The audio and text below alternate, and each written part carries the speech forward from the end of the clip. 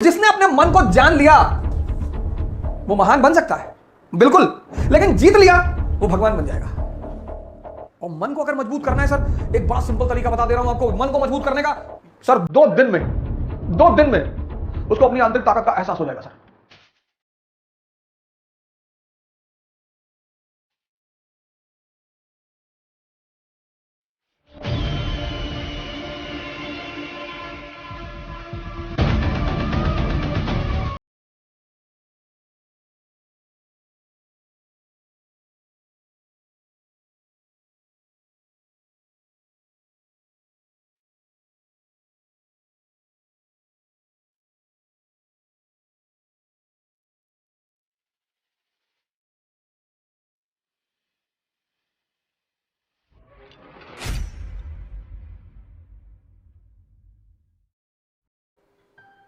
Psychology अभी पैदा हुई पश्चिम में, भारत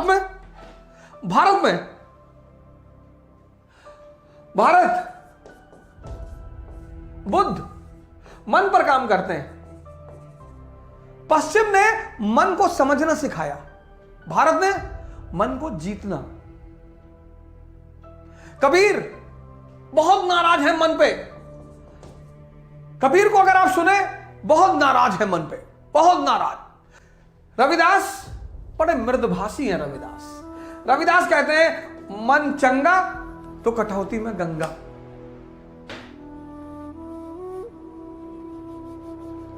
क्योंकि मन आपको दिशा देता है। मन, रविदास कहते हैं मन चंगा तो कटौती में गंगा। इस कहावत की पैदाइश एक कहानी जुड़ी हुई इस कहावत से।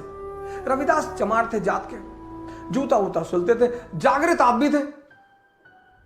एक बार उनके गांव के एक पंडित जी गंगा जी नहाने जा रहे थे। तो जब रविदास की कुटिया के सामने से गुजरे तो रविदास ने पूछा कि प्रभु काशी? बोले हाँ काशी जा रहा हूं गंगा मैया का स्नान करने। अरे बोले प्रभु हमारा भी एक काम कर दीजिए। हाँ पंडित जी ने कहा बताओ।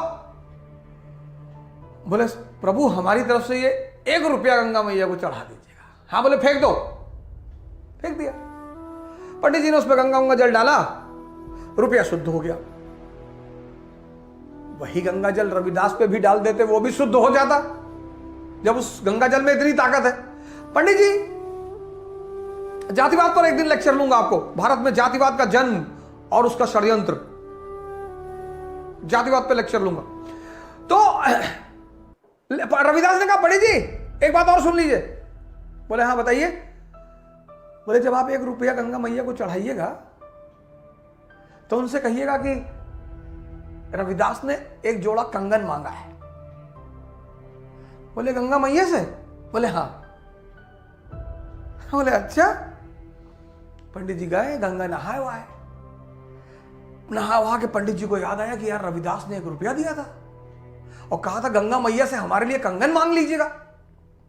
तो पंडित जी ने 1 रुपया निकाला, गंगा मैया पे चढ़ा दिया उस पानी में और कहा कि मां रविदास ने कंगन मांगा 1 जोड़ा। गंगा मैया अवतरित हुई, बोली ये कंगन हमारे बेटे को दे देना। पंडित जी तो टेंशन में आ गए, हम पूरी जिंदगी नहाए, माता जी आप हमसे मिलने कभी नहीं आई। अरे बोले जाओ बाद में बात करेंगे। पंडित जी सोने का कंगन देखे, कहे रविदास को क्या पता चलेगा। पंडित जी ने जाके काशी के राजा को वो सोने का कंगन दे दिया। तो राजा ने बड़ा गिफ्ट उफ्ट दिया, जमीन उमीन तोहफे में दी। पंडित जी लौट आए गांव। बोले पैसा चौमाड़ा चढ़ा दिए रविदास? बोले चढ़ा दिए। बोले कंगन? बोले वो कंगन गंगा में निकल के कंगन देती किसी को? रविदास ने कहा कोई बात नहीं बाबा जी, आप जो कह रहे सही कह रहे। बात आई गई हो गई। एक दिन क्या हुआ कि काशी के जो राजा थे उनकी पत्नी स्नान करने गई गंगा जी, उनका एक कंगन खो गया। आई बोली कि हमको यही कंगन दोबारा चाहिए और यही चाहिए। राजा साहब ने पंडित जी को बुलवाया, कहा ये दूसरा कंगन दिलाओ, यही जोड़ा यही। अब तो पंडित जी फंस गए, बड़े सुनारों के पास गए। अरे इसका ये मॉडल भैया हम ना बना पाएंगे, है ही नहीं। तब पंडित जी थक हार के आए और रविदास को सारी कहानी सुनाया, क्योंकि राजा ने कहा था पंडित जी 1 जोड़ा ला के दे दो नहीं तो फांसी चढ़ा देंगे। तब अंत में आए रविदास के पास कि भैया बचा लो, नहीं तो जान चली जाएगी। कंगन दिया था मां ने, और पूरी कहानी उन्होंने सुनाया।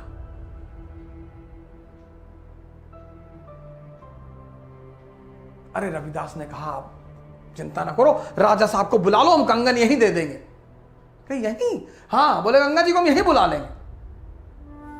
तो जो चमड़े का काम करते थे उनके पास कठौता होता था, उसी कठौते में वो चमड़े को भिगोते थे। तो राजा साहब, रानी साहिबा सब लोग आई कंगन लेने के लिए कि वो तो गंगा मां का कंगन है। सब आए देखने के लिए कि गंगा मां कंगन देंगी। बोले हाँ। तो रविदास की कुटिया पे आए तो रविदास खड़े हुए कठौते से हाथ जोड़ा, कहा मां एक जोड़ा कंगन और दे दो। तो कठौते से गंगा जी निकल आई। वहीं पर यह मुहावरा बना, मन चंगा तो कठौती में गंगा। तुलसीदास ने कहा जाकी रही भावना जैसी।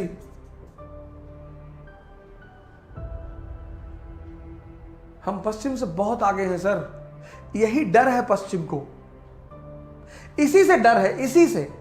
क्योंकि जिसने अपने मन को जान लिया वो महान बन सकता है, बिल्कुल, लेकिन जीत लिया वो भगवान बन जाएगा। भारत बहुत आगे है पश्चिम से। पश्चिम को पता है कि इस धारा को तोड़ दो, इस धारा को। बुद्ध कहते हैं विपश्यना, स्वयं को देखना।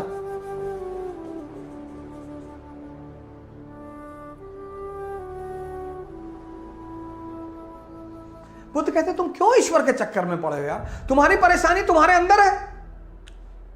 आनंद ने कहा कैसे?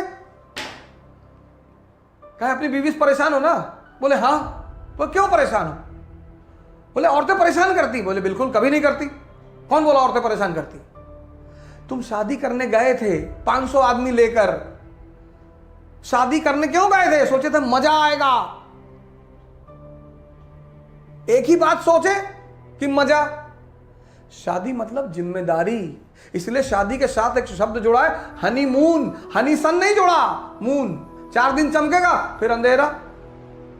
इसलिए जब शादी होती किसी की तो उसे हनीमून पे भेजते कि भैया 4 दिन, फिर लौट आना, काम धंधा है, परिवार है। विवाह एक जिम्मेदारी है। सूरज हमेशा चमकता है, तो उन्होंने हनी सन नहीं कहा। प्रेम में कोई हनीमून पे नहीं जाता, क्योंकि प्रेम में जिम्मेदारी नहीं है। ये देखिए, ये पश्चिम बड़े बड़े साइंटिस्ट पैदा किए उसने, मन पे काम किया उसने, मन को समझा। Sigmund Freud, basic instinct, psychoanalysis. पश्चिम को एकदम पढ़िए सर, पश्चिम के पास तो एक से एक विचारक है।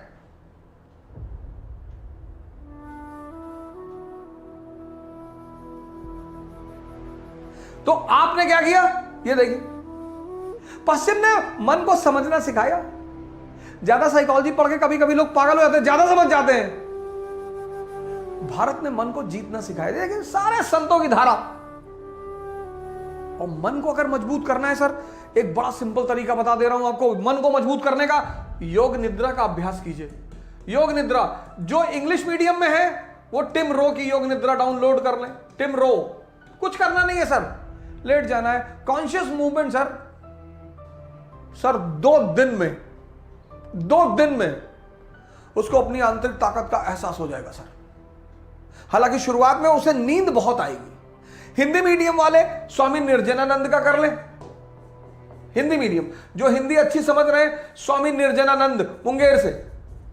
और जिन्हें हिंदी में दिक्कत है वो इंग्लिश में टिम रो की कर लें। ये कर ले सर, और कुछ करना नहीं है, लेटना है आधे घंटे के लिए। वो निर्देश देते जाएंगे, आप उस निर्देशों का पालन करें। कोई फिजिकल एक्सरसाइज करनी नहीं है। बहुत प्यारी चीज है योग निद्रा सर। मन को संस्कारित करने के लिए, अपनी दिशा में आगे बढ़ाने के लिए बड़ी प्यारी चीज है योग निद्रा। आप यहां से शुरुआत कर सकते हैं। आप किसी भी विचार को अगर अपने सबकॉन्शियस में प्लांट करना चाहते हैं, वो पहला कदम है। किसी विचार को अपने सबकॉन्शियस में प्लांट करना। आप ध्यान करना चाहते हैं, आपसे नहीं हो पा रहा है, आप योग निद्रा से उस विचार को अपने सबकॉन्शियस में 2 महीना लगेगा, प्लांट कर लीजिए सर। उसका कुछ नहीं करना, वो विचार ही सब कुछ कराएगा।